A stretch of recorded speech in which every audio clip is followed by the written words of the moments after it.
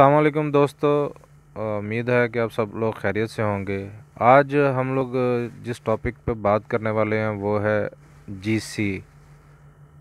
GC analyser जो है वो इंडस्ट्री के अंदर काफ़ी वेल नाउन एनालाइज़र है और इसको जो है आज हम लोग डिस्कस करेंगे और इसके फंक्शन को जो है वो समझने की कोशिश करेंगे और हम लोग देखेंगे कि ये एक जीसी एनालाइज़र कैसे काम करता है, कैसे मेयरिंग गैस जो है वो मेयरिंग गैस जो है वो कैसे ओवन से होती हुई डिटेक्टर तक और फिर उसके बाद जो है वो कंप्यूटर या डाटा एनालाइजर तक पहुंचती है।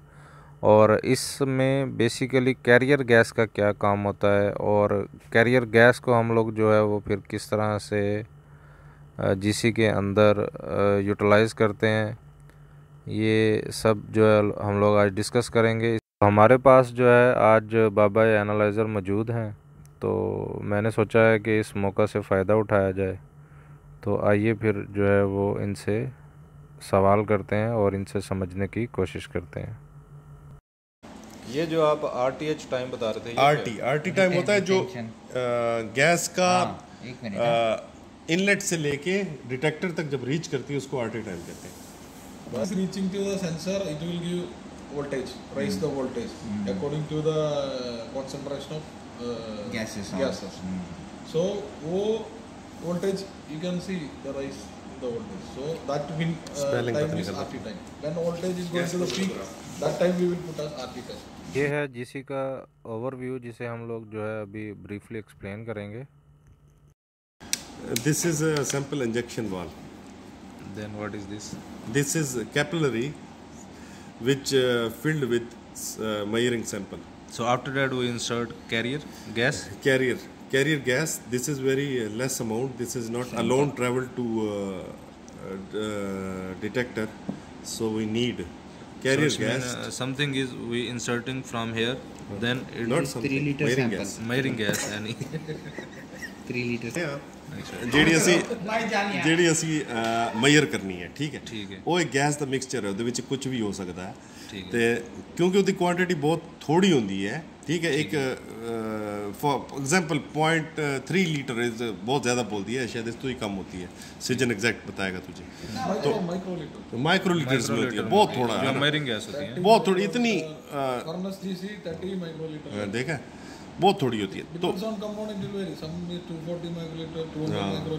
और ये कैपिलरी होती है, ये कैपिलरी लोड होती है, ठीक है। कैपिलरी लोड का क्या मतलब होता है? ये सैंपल की कैपिलरी लोड हो जाती है ना, फिर ये इंजेक्शन वाल्व बंद हो जाता है, ठीक है। फिर उसके बाद ये इधर इंसर्ट होता है विद कैरियर, हम इसको कॉलम्स में से पास कराते हैं, ठीक है। कॉलम्स की प्रॉपर्टी क्या होती है कि वो गैस को पहले एब्जॉर्ब करता है अंदर, ठीक है। फिर depend upon the gas property उसको एडजॉर्ब करते हैं। अच्छा, फिर ये जो कैरियर है इस सैंपल को लेके डिटेक्टर तक जाती है, तो कॉलम्स में से पास कराती है। कॉलम्स की प्रॉपर्टी क्या होती है, depend upon our requirement. Columns के अंदर स्टेशनरी फेस की कोटिंग होती है, ठीक है। Normally packed column, capillary type columns ये कहते हैं। पैक्ड कॉलम क्या होता है, वो मेटालिक ट्यूब होती है, यूजुअली 1/8 की होती है, ठीक है। 1/8 की होती है और उसके अंदर कोटिंग होती है स्पेशल मटेरियल की, जो गैस को अब्जॉर्ब करता है अपने अंदर। और depend upon the gas property, जितनी लाइट वेट गैस होती है वो पहले एडजॉर्ब हो जाती है, यानी कि रिलीज हो जाती है वहाँ से, ठीक है। इवैक्यूएट होना शुरू हो जाती है कॉलम से। हाँ, अब्जॉर्ब होती हैं वो एक साथ होती हैं, एक साथ अब्जॉर्ब होती हैं, लेकिन जो लाइट वेट गैस होती है अकॉर्डिंग टू प्रॉपर्टीज। हाँ, दौरी जदवल याद है तुझे? दौरी जदवल याद नहीं, केमिकल वाला, केमिस्ट्री वाला। उसमें देखिएगा जो सबसे लाइट वेट गैस होती है ऊपर होती है, फिर नीचे नीचे हैवी ऐसे दौरी जदवल बना हुआ था केमिस्ट्री में। नहीं तो ये लाइट वेट पहले क्यों हो जाती है? क्योंकि गैस की प्रॉपर्टी है, वो एब्जॉर्ब होती है, उसके मॉलिक्यूल जितने फ्री होते हैं वो फौरन रिलीज होकर फिर निकल जाती है। जब वो रिलीज होती है, ये इसके ऊपर टेम्परेचर वगैरह भी कोई डिपेंड करता है? हाँ, ये जो ओवन, ये जो कॉलम्स है एक ओवन के अंदर लगे होते हैं, उधर कंट्रोल्ड टेम्परेचर होता है, फिक्स टेम्परेचर, ठीक है ना। हम सपोज कहते हैं 50 डिग्री सेल्सियस पर रखा, तो फिक्स ही पूरे सैम्पलिंग से जो एनालिसिस है वो 50 पे ही हो रहे होते हैं, 50 पे ही हो रहा है, ठीक है। ये मतलब एक इनसाइड ओवन की पिक्चर है, ठीक है। यहाँ से निकलेगा, फिर यहाँ से ये कॉलम्स में से पास करके, तो ये जो सबसे लाइट डिपेंड अपॉन जितना तुम्हें गैप प्रोड्यूस करना है उसके अंदर सेपरेशन करनी है। बेसिकली ये जीसी के अंदर एक सेपरेशन यूनिट होता है, उसके अंदर 10 कॉलम भी हो सकते हैं, 20 कॉलम भी हो सकते हैं, डिपेंड ऑन आपकी प्रोसेस एप्लीकेशन कितनी गैसेज हैं उसके अंदर, ठीक है। तो जितनी ज़्यादा गैसेज होगी, अब इधर जो है ना मोस्ट एडवांस जीसी लगे हैं जो जिसमें पैरेलल क्रोमेटोग्राफी होती है, यानी कि आधा सैंपल इधर दे देते हैं, आधा इधर दे देते हैं, जिसमें हाइड्रोजन है उसको कट कर लेते हैं, अगला गैस प्रोसेस इधर शुरू हो जाता है, आधे गैस इधर, इससे टाइम आरटी टाइम हमारा कम हो जाता है, ठीक है। अगर मैं एक लाइन में लगाता हूँ, ठीक है, तो आरटी टाइम जो है तुम्हारा इतना लंबा हो जाएगा कि हो सकता है पहली गैस तेरी आई एवेक्यूएट हो जाती है कॉलम से 30 सेकंड में, और आखिरी गैस तेरी 15 मिनट में भी नहीं होती, ठीक है। जो भारी गैसें हैं वो तो जमी रहेंगी ना अंदर, वो तो लेट एवेक्यूएट होंगी, ठीक है। तो इसलिए हम इसको पैरेलल प्लेटोग्राफी करते हैं, इधर आके एक स्विच लगा देते हैं, आधी गैस इधर दे देते हैं, उसमें हाइड्रोजन जो है जैसी एवेक्यूएट होगी आधी गैस इधर मैयर होना चाहिए, फिर उसको स्विच करके आगे आधे कर देते, 3-4 इकट्ठी मैयर होकर डिटेक्टर्स को चली जाती हैं, ठीक है।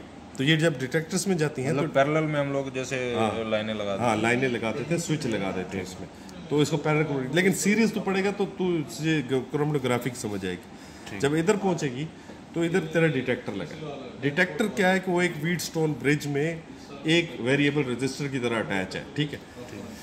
डिटेक्टर डिफरेंट टाइप के होते हैं, इधर हमारे पास जो famous most famous detector TCD है, थर्मल कंडक्टिविटी डिटेक्टर, ठीक है, टीसीडी है, थर्मल कंडक्टिविटी डिटेक्टर, ठीक है। दूसरा जो मेजरिंग साइड है उसमें भी एक व्हीटस्टोन ब्रिज लगा है, ठीक है। तो ये जो हमारा डिटेक्टर है work as a one variable resistance काम करता है, ठीक है। तो अब ये जितना इसको अनबैलेंस करेगा और ये जितना इसको अनबैलेंस करेगा, इन दोनों के इम्पैक्ट को हमने इधर ज़ीरो कर दिया है। अब ऑटोमेटिकली जो कैरियर है ना वो मेजरिंग गैस में शामिल नहीं होगी उसकी रीडिंग, क्योंकि हमने उसको पहले नलिफाई कर दिया है, ठीक है। जैसे इसमें पीक आएगा, उस पीक ये क्योंकि जैसे तू ज़ीरो करेगा ना ये बेस लाइन बन जाएगी, जिसको तू ज़ीरो करता है वो बेस लाइन बन जाती है। उसके बाद जैसे ही ऊपर मेजरिंग गैस आएगी जिसको तू मेजर कर रहा है वो पीक देना शुरू हो जाएगी, वो जैसी पीक आएगी उस पीक को तेरा ये व्हीटस्टोन ब्रिज मोर देन ज़्यादा डिस्टर्ब होगा इसकी निस्बत, क्योंकि इसमें एक सिर्फ कैरियर है, इसमें कैरियर प्लस मेजरिंग गैस है, तो ये ज़्यादा डिस्टर्ब होगा तो इसका इधर एरर सिग्नल तुझे मिलना शुरू हो जाएगा। ये एरर सिग्नल हम आगे एम्पलीफाई करके एज ए रीडिंग रीड करते हैं, ठीक है। ये जो आप डिटेक्टर बता रहे हैं थर्मल कंडक्टिविटी डिटेक्टर, ये एक साइड पे हमने रेफरेंस गैस दी, सैंपल गैस दी, इसको थोड़ा सा एक बार फिर एक्सप्लेन कीजिए। वो एक एलिमेंट होता है, उसके गर्म किया हुआ होता है हमने, ठीक है। लेकिन जैसे गैस अंदर उस एलिमेंट के चैम्बर में जाती है तो वो उसकी हीट को ऑब्जॉर्व करती है। हर गैस की एक थर्मल कंडक्टिविटी प्रॉपर्टी है, ठीक है, हीट को ऑब्जॉर्व करती है। जब वो हीट को ऑब्जॉर्व करती है ना तो ये टेम्परेचर कोफिशिएंट होता है, ये मटेरियल इसका फिलामेंट का, ठीक है। फिलामेंट का जैसे गैस वो अपना टेम्परेचर लॉस करती है ना तो उसकी रेजिस्टेंस वेरी करती है, जिससे वो रेजिस्टेंस वेरी करती है ना, जिससे व्हीटस्टोन ब्रिज जो हमने पहले बैलेंस करके रखा होता है वो अनबैलेंस हो जाता है।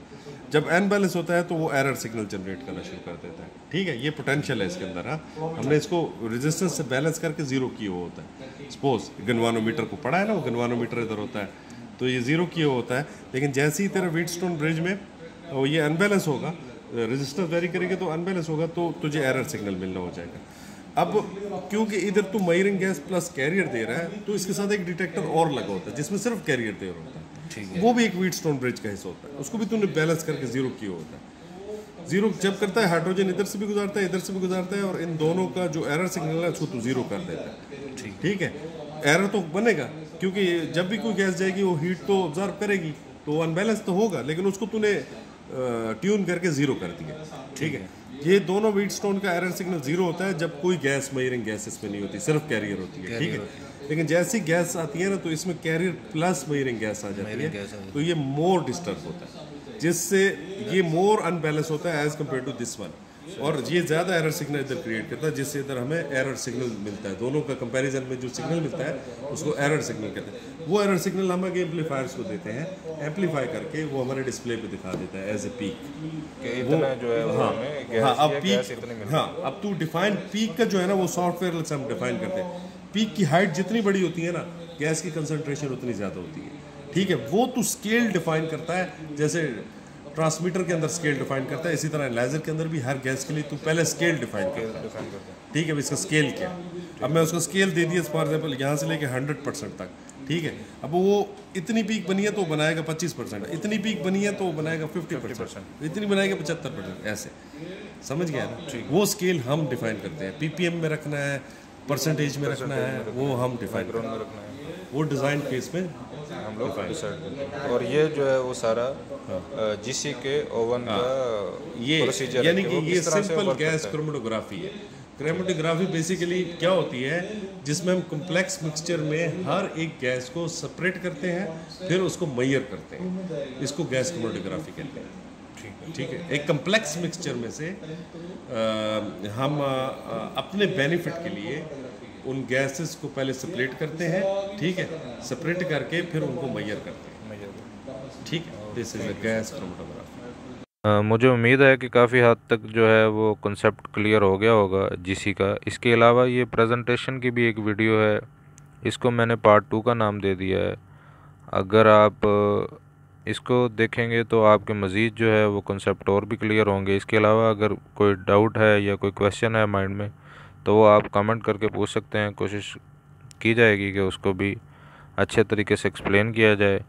अपना बहुत सा ख्याल रखिएगा, स्टे सेफ, अल्लाह हाफिज़। ये डॉट